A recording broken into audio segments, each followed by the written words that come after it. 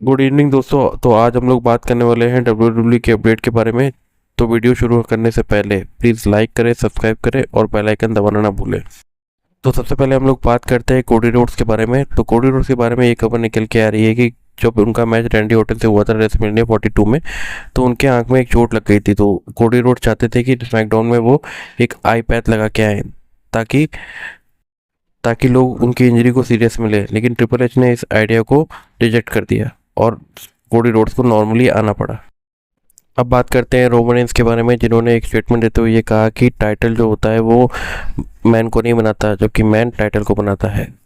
अब बात करते हैं पिछले हफ्ते हुई स्मैकडाउन की व्यूअरशिप के बारे में, जो लगभग 1267 और 000 के आसपास आई है। ये स्मैकडाउन रेसलमेनिया 42 के ठीक बाद हुई थी।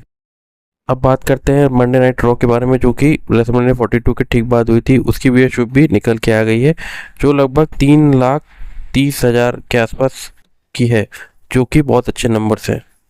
अब बात करते हैं AEW कंक्लूजन की व्यूअरशिप के बारे में, जो लगभग 39,07,000 के आसपास निकल के आई है।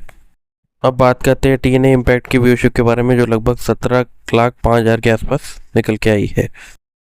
अब बात करते हैं जिमी जे उसो और रोमन रेंस के बारे में, जहां पर उनके बारे में ये बात निकल के आ रही है कि इन तीनों ट्रियो का नाम क्या रखा जाए। तो लोगों का सजेशन ये था कि फर्स्ट फैमिली या फिर पुरानी जो नाम था ब्लड लाइन, उसी नाम से रखा जाए।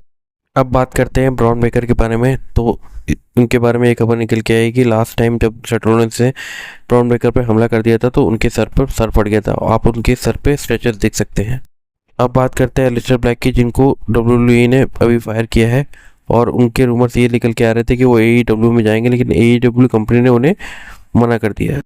अब बात करते हैं जेकब फाटू के बारे में। तो रिसेंट ड्रॉ में जब जेकब फाटू ने रोमन रेंस पे अटैक किया था, तो उन्होंने अपना एक सबमिशन मूव पकड़ा था। इस सबमिशन मूव का नाम लोग हक्कू टोगन ड्रेड ग्रिप बता रहे हैं। बात करते हैं रे मिस्टीरियो के बारे में, जिनकी उम्र 51 साल की हो गई है, और इस 51 साल की उम्र में भी वो काफ़ी सुपर एक्टिव रेसलर हैं। अब बात करते हैं कारी सिंह के बारे में, जिनके बारे में एक नई खबर निकल के आ रही है कि जब से WWE से उन्हें फायर किया गया है, तो वह अपने देश जापान वापस लौट गई है और वहां पर जाके जापान रेसलिंग ज्वाइन कर लेंगे। अब बात करते हैं ओबा फेमी के बारे में, जिनके बारे में एक खबर निकल के आ रही है कि जब उन्होंने लास्ट ड्रॉ में अपना चैलेंज अनाउंस किया था, तो उस चैलेंज को एक्सेप्ट करने के लिए ओमोस अगले मंडे नाइट ड्रॉ में आ सकते हैं, ऐसा रूमर्स का कहना है।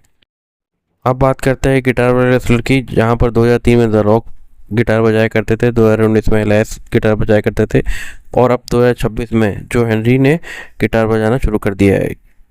अब रोमन रेंस की बात करते हुए ये रूमर निकल के आ रहा है कि रोमन ने जो शूज़ पहनते हैं उसको WWE ने 18,000 रुपये इंडियन रुपीज़ के हिसाब से सेल कर रही है।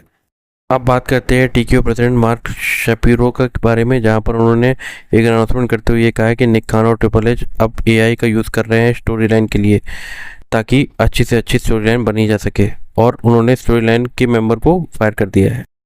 अब बात करते हैं बैकलैश के बारे में, जहां पर एक नया पोस्टर निकल के आ रहा है, जहां पर एक तरफ रोमन रेंस और दूसरी तरफ जेकब फाटू है, और ये पोस्टर काफ़ी धमाकेदार लग रहा है। अब बात करते हैं रेसलमेनिया 44 के बारे में, जहां पर ये रूमर निकल के आ रहा है कि रेसलमेनिया 44 लंदन में होने वाली है, लेकिन ये एकदम ऑफिशियल अनाउंसमेंट नहीं है। इसकी अनाउंसमेंट जल्दी हो जाएगी। अब बात करते हैं WWE pay per view night of champion के बारे में, जो कि जून के महीने में सऊदी अरेबिया में होने वाला है। इस बारे में निक खान का कहना यह है कि ये पेपर व्यू काफ़ी दिलचस्प होगा और इसमें सिक्योरिटी ज़्यादा से ज़्यादा होगी।